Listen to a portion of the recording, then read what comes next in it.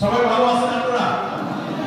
আলহামদুলিল্লাহ। একটু তো অনুরোধ করা হয়েছে যে ইফতারিতে যেখানে আছে আমরা রাখি হয়, তো আমার থেকে উপরেই কাগজটা সোজা করে মাঝে একটু ফাঁক করে বসে, যারা ইফতারি দিবে তারা হাঁটতে পারবে। পরে আমাদের সময় হবে আমাদের এখন ইফতারের কাজ, ঠিক আছে? এই ইফতারের কাজ করে বসে একটু দ্রুত বসে যায়, কথা শুরু করি। বসতে দেরি হলে আপনি কথা শুরু করতে পারবেন না, কারণ এরকম হয়ে যায়। সময় খুব কম। আমাদের ভাইরা ইফতারের ভিতরে ঢুকবে তো হয় নাই, দেখেন ভিতর দিয়ে হাঁটার মতো জায়গা রাখবেন, ভিতর দিয়ে নিজেরা একটু করেন, হাঁটার মতো জায়গা রাখেন। না না এভাবে করবেন, আমাদের সময় আমাদের দিয়ে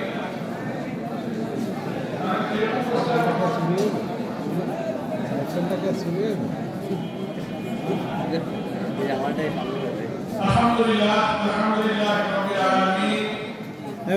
সাইকেল বারো গেছে গেলে পুরনো, আমি তো কই দিতে পুরনো আপনারটা নিয়ে নেবেন সাইকেল দিবান একটা কিনা অত ভয় করেন,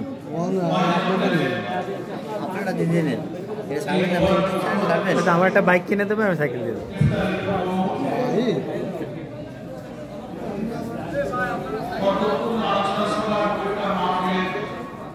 সম্মানিত সভাপতি, আমরা মঞ্চে দেখতে পাচ্ছেন আমাদের সম্মানিত জেলা আমির, জেলা সেক্রেটারি, সহকারী সেক্রেটারিবৃন্দ, জেলা নেতৃবৃন্দ, উপজেলা ইউনিয়ন নেতৃবৃন্দ মঞ্চে উপস্থিত আছেন।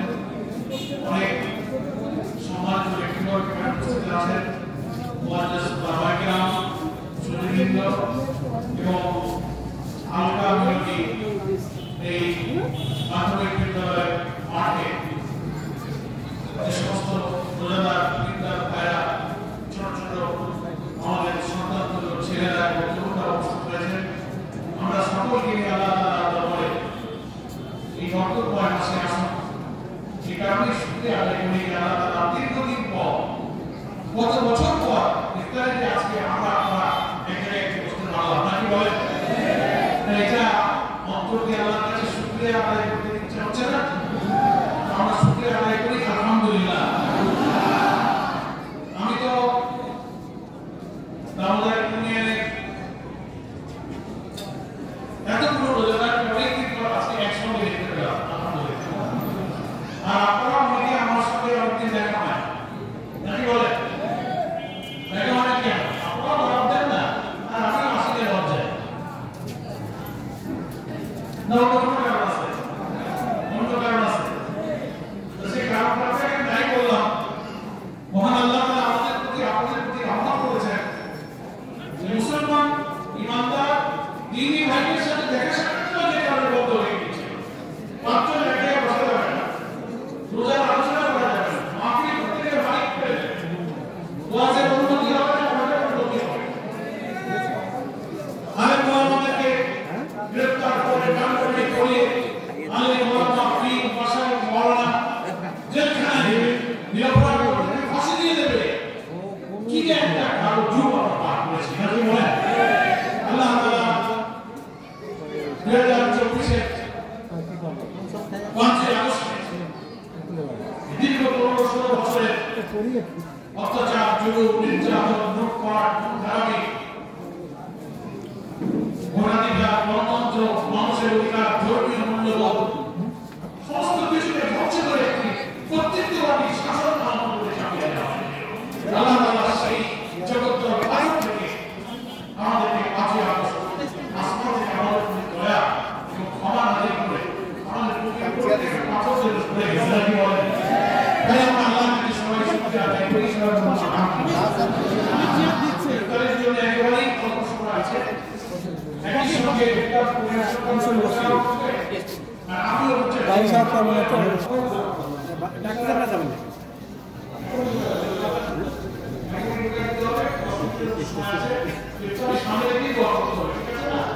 অনেক লোক এসেছেন, অনেক লোক দেখতে পাচ্ছি। আমি আল্লাহর কাছে শুকরিয়া জানাই যে আমাদের ইউনিয়নের ইমাম ইসলামের দাওয়াতে অনেক রোজাদাররা আজকে এখানে সমবেত হয়েছেন। সকলে মিলে এই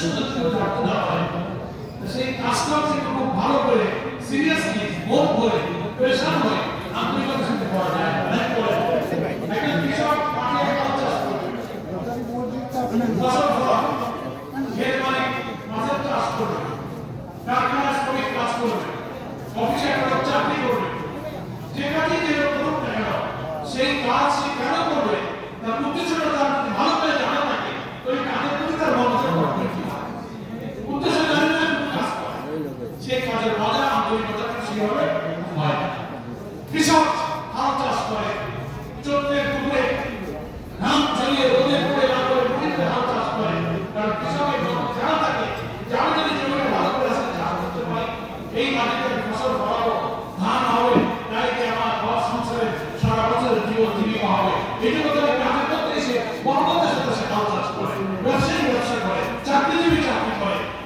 দুনিয়ার নিয়ম যে কোনো কাজের উদ্দেশ্যটাকে ভালো করে আল্লাহ তাআলা মানুষকে দুনিয়ায় কেন পাঠিয়েছেন তারও একটা উদ্দেশ্য আছে আমরা আল্লাহর গোলাম আল্লাহ আমাদের মালিক আমরা যদি আমরা কেন আমাদের দুনিয়ায় পড়ে তা যদি বুঝতে না পারি তাহলে দুনিয়ায় 60-70-80 বছর যতদিন আল্লাহ হায়াত থাকবে ততদিন আমিও কিন্তু আমার সেই সৃষ্টির উদ্দেশ্য ভালো করে না বুঝলে আমি আল্লাহ করতে পারবো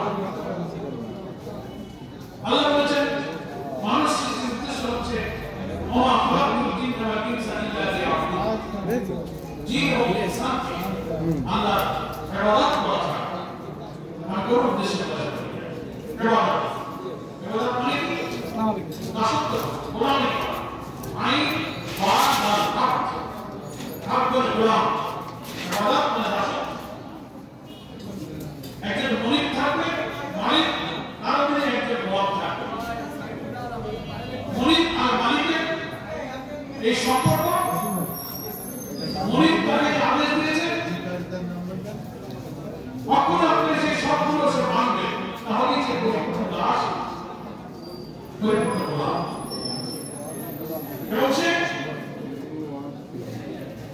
1 মিনিট 2 মিনিট 1 ঘন্টার জন্য গোলাম নয় 24 ঘন্টার জন্য গোলাম আমাদের আসল মালিক কে বলুন আমাদের আসল মালিক কে তিনি মালিক তিনি মালিক আমরা তার গোলাম এই গোলামি কি আমরা 1 ঘন্টা 2 ঘন্টা 5 ঘন্টার জন্য না 24 ঘন্টার জন্য প্রতিদিন সকল ক্ষেত্রে আল্লাহর বিধান আল্লাহর আইন পরিবারে সমাজে ব্যবসায় রাষ্ট্রে রাজনীতিতে শিক্ষায় পার্লামেন্টে কোর্ট কাছারিতে আইন আদালতে সমস্ত জায়গায়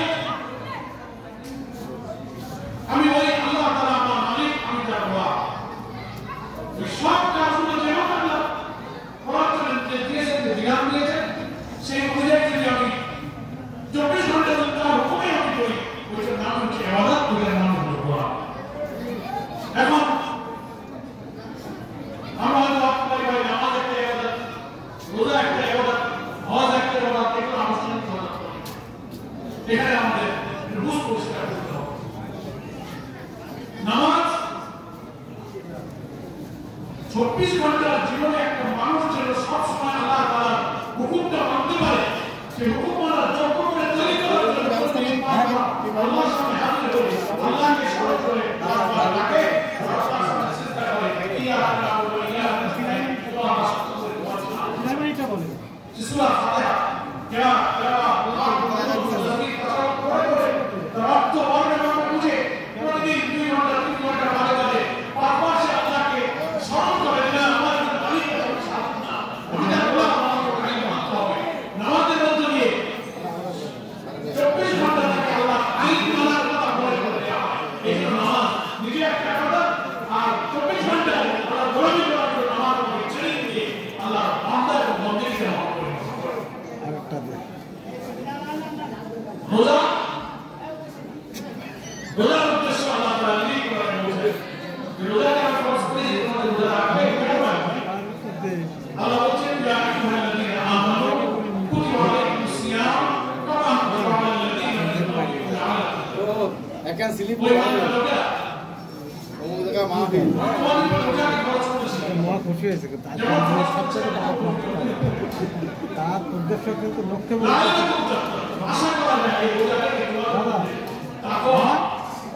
আজকের দিনে বড় প্রাপ্তির লক্ষ্য উদ্দেশ্য সফল। হ্যাঁ উদ্দেশ্যটা আসলে লক্ষ্যটা সেটা সফল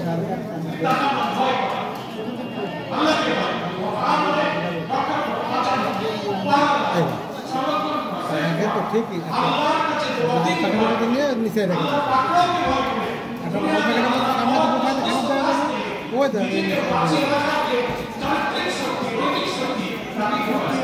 হ্যাঁ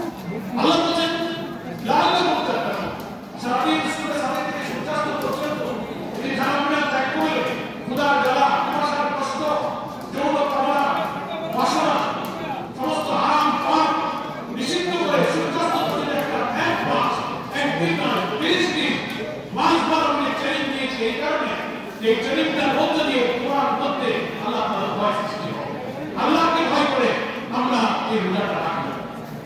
এই রোজার মধ্যে দিয়ে আল্লাহ তাআলা মানুষের তাকওয়া হয়, কোরআনে করি। এখন আপনি আমাকে প্রশ্ন করবেন কিভাবে তাকওয়া তৈরি হবে, রোজার ভয় কিভাবে তৈরি হবে?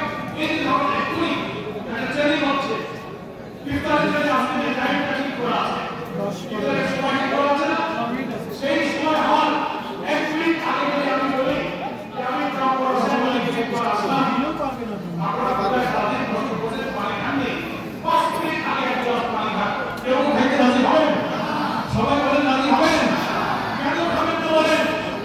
সরকার নিষেধ করে নাই, কোনো আইন জারি হয় নাই, তবু আপনি কেন খাবেন না? কারণ এই কারণে যে আপনি আল্লাহর একটা হুকুম মানতেছেন, নাকি বলেন আল্লাহ বলেছে সুবহান আল্লাহ থেকে সূর্যাস্ত পর্যন্ত কোনো বাধা না করা যাবে। আমি কোন প্রয়োজনের মেসেজ করি, কারো হুকুম পালন আল্লাহর হুকুম সবচেয়ে বড়। তাহলে আমাকে এই শিক্ষা দিচ্ছে ভূমির চাহিদা পূরণ করা, বিকাশের কষ্ট, পকেটে পয়সা আছে, ঘরে বলে বলে রান্না করে দেবে, ওদের খাওয়া যাবে, তবু আমি খোলার জন্য সহ্য করবো।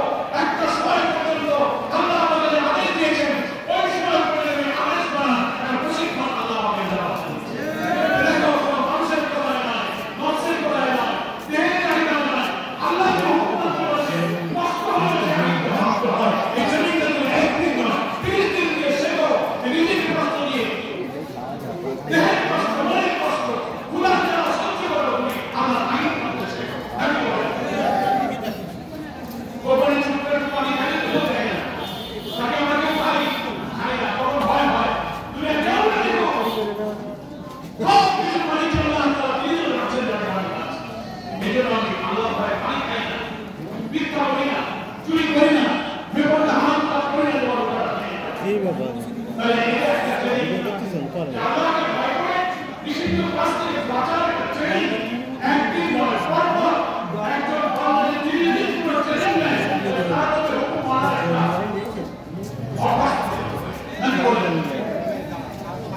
আমাদের দুটো পানি না, এইভাবে আল্লাহ ভয় আমাদের মধ্যে তৈরি করছে। আমাদের দুটো পানি না, বাদ থেকে বাঁচার ট্রেনিং, এই মানুষের সৃষ্টিগতভাবে মানুষের সহজাত প্রবৃত্তি হলো তার দেহের যে চাহিদা, দেহের চাহিদা মেটানোর একটা আগ্রহ, একটা খায়, এই যে বলে নফসা দিয়ে, নফস মানে নফস হচ্ছে দেহের চাওয়া, দেহের চাহিদা পূরণ করার যে আকাঙ্ক্ষা, পানির ব্যবস্থা করেন, তো মানুষের পানি দেবো, সহজাত প্রবৃত্তি ঠান্ডা পানি চিন্তা করো, মানুষের দেহ কি চায়? মানুষের দেহ ভালো চায়, ঘুম চায়, আরাম চায়, কেউ মাথা করতে চায়, সুখ চায়, এগুলো দেহের চায়। দেহের চাহিদা কি করে? আমাদের দেহই খাওয়া পেশ করে আমাদের তাদের জন্য একটা ব্যাপার আছে। কোনো সময় পরে মনে করি খাওয়া হবে না, কাপড়ই দিয়ে রাখতে পারি, আরাম আরে শুনে থাকবো, কষ্ট কম করবো, পেট ভরে খাবো, মজাদার কুমড়ো সব সুস্বাদু খাবার আমি খাবো, সাবুত খাবো, পানি খাবো, মাছ খাবো, ভাজি খাবো, সাদা মাছ এই মানুষের দেহ মানুষকে চায়। খাবেন এখন তুই ভাবনা ট্রেনিং দিচ্ছে যে